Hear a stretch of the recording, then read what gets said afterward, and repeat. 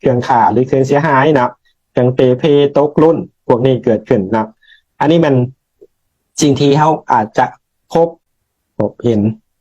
ฉะนั้นเขาก็ต้องเก็บข้อมูลมาเนาะแต่จริงว่าการกวดนับอยู่ในสารนี่นอกจากเรื่องจำนวนแล้วยังต้องแยกประเภทยังมันถืออีกเนาะเพื่อมาประเมินมูลค่าสมมติว่าในสินค้ากลุ่มที่1นี่ลงไปดีเทลในมี3อันเนาะอันนี้มี2มี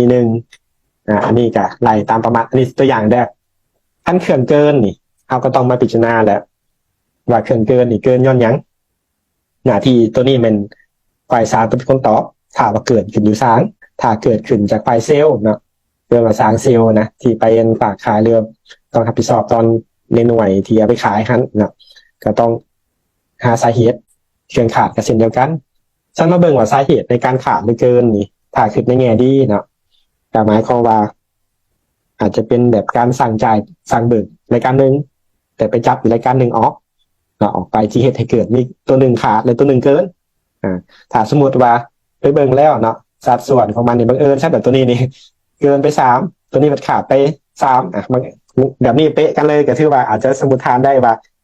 ถ้ามีสินค้าพวกนี้นะเป็นลักษณะเดียวกันนะใกล้เคียงกันนะมีโอกาสแต่ถ้าเป็นคนละประเภทคนละกรุ๊ปคนละลักษณะไปเลยนะแล้วแหละมาขาดมาเกินนั่นเป็นสาระสำคัญต้องในคนครัวคันเพเนาะอาจจะหมายความว่ามันยังใส่ได้มันยังมีอยู่เนาะแต่มันอาจจะบ่สมบูรณ์อาจต้องได้ถ้าประเภทแล้วเนาะก็ต้องเบิ่งว่ามันในส่วนค้ำประกันบ่สามารถส่งศูนย์บริการได้บ่หรือว่าเราต้องได้รับผิดชอบเองอันนี้ต้องได้เกี่ยวจัดการซึ่งปัญหาพวกนี้เนาะมันอยู่ในขอบบริหารส่วนประกันตกรุ่นเนาะของสินค้านี่มันอยู่ในขอดของการขายแล้วว่าเราขายสินค้ากับระบบซัพพลายเชนเฮานะมันอาจจะมีปัญหาบ่ที่เหตุให้มีเครื่องตกรุ่นมีหลายคำว่าตกรุ่นก็คือมันขายบ่ได้แล้วในปัจจุบันนี้มันบ่มีความต้องการของตลาดก็คือตัวอย่างว่าiPhone 6สมัยก่อนเนาะราคา7-8 ล้านเนาะมาตอนนี้ราคา2 ล้านก็ยังบ่มีคนซื้อซ้ำมันตกรุ่นน่ะดิเนาะตกสมัยพ้นสมัยไปแล้วนะอันนี้แหละซึ่งพวกนี้เนาะอยู่ในคอร์ดตัวนี้จะเป็นคอร์ดของเรื่องการตลาดเนาะเรื่องการตลาดเรื่องการขายซึ่งมันต้องได้ตีมูลค่าตามมูลค่ายุติธรรมส่วนเขียนนี่มันว่าถึงขอบบริหารจัดการของเฮาเนาะว่าเฮาสิมีการแบ่งหับเรื่องความรับผิดชอบนะขึ้นกับไผคือตัวอย่างเครื่องขาดนี่ถ้าหาสาเหตุบ่เห็นไผซึ่งรับผิดชอบแต่ตอนได้ประเมินความเสียหายตัวนี้ออกมาตัวนี้ตามมูลค่าเลยเด้เนาะตามมูลค่าเลยถ้าสมมติว่าเสีย2,000กับมูลค่า